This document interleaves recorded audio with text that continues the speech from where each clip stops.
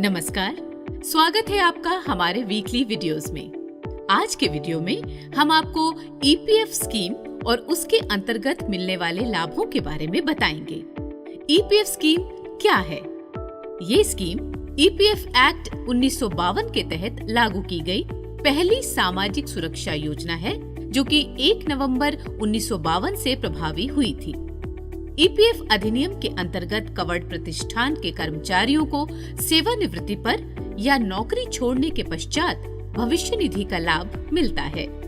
EPF scheme के तहत सेवा में रहते हुए सदस्यों को विशेष आवश्यकताओं की पूर्ति के लिए एडवांसेस यानी आंशिक निकासी की सुविधा भी मिलती है।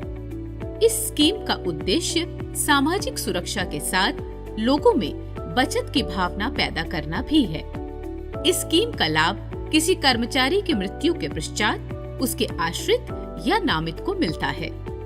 ईपीएफ स्कीम में नियोक्ता और कर्मचारी दोनों का योगदान होता है। ईपीएफ खाते में जमा राशि पर प्रतिवर्ष घोषित दरों पर ब्याज जमा किया जाता है। ये ब्याज गारंटीड है और एक निर्धारित सीमा तक इनकम टैक्स से छूट प्राप्त है। ये योजना अधिनियम के अंतर्गत सूचीबद्ध उन औद्योगिक और व्यापारिक प्रतिष्ठानों पर लागू होती है जहां 20 या इससे अधिक कर्मचारी काम करते हैं। हालांकि सिनेमा प्रतिष्ठान में ये 5 या इससे अधिक कर्मचारियों पर ही लागू हो जाती है। इस स्कीम की कवरेज के बारे में विस्तृत जानकारी हमारे पूर्व वीडियो से प्राप्त की जा सकती है। इसका लिंक डिस्क्रिप्शन बॉक्स में दिया गया है।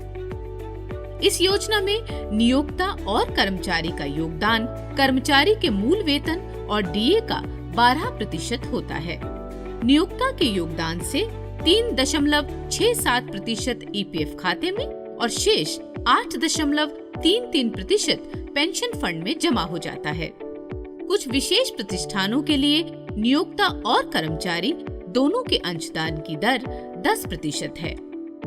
ईपीएफ योजना में एडवांस के प्रकार।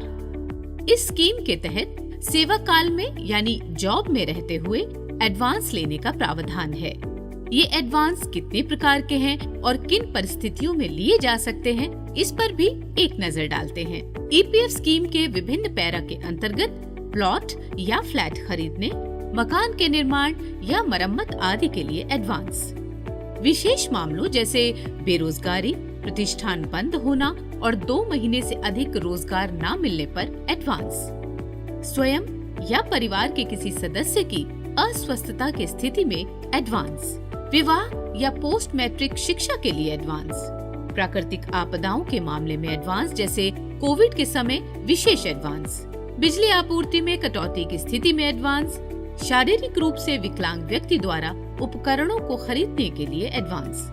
54 वर्ष या उससे अधिक आयु प्राप्त करने के बाद और सेवानिवृत्ति से 1 वर्ष पहले कुल जमा शेष का 90% एडवांस।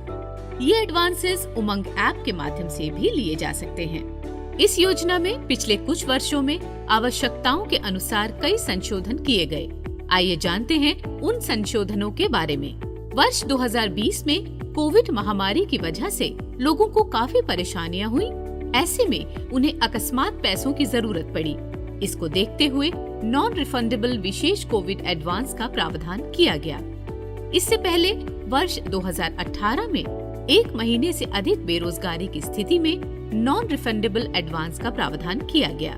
वर्ष 2017 में इलेक्ट्रॉनिक अथवा डिजिटल माध्यम से डायरेक्ट बेनिफिट ट्रांसफर का प्रावधान किया गया। वर्ष 2015 में इंटरनेट बैंकिंग के माध्यम से अंशदान जमा करना अनिवार्य किया गया। तो ये थी जानकारी ईपीएफ योजना और उसके लाभों की। हमें उम्मीद है कि ये वीडियो आपको पसंद आया होगा। आप इसी तरह हमारे वीडियोस देखते रहें और लाभ लेते रहें। आज के वीडियो में हमने आपको ईपीएफ स्कीम 1952 और उसके अंतर्गत विभिन्न एडवांसेस के बारे में जानकारी दी। उम्मीद करते हैं कि ये जानकारियाँ आपको लाभ पहुँचाएगी।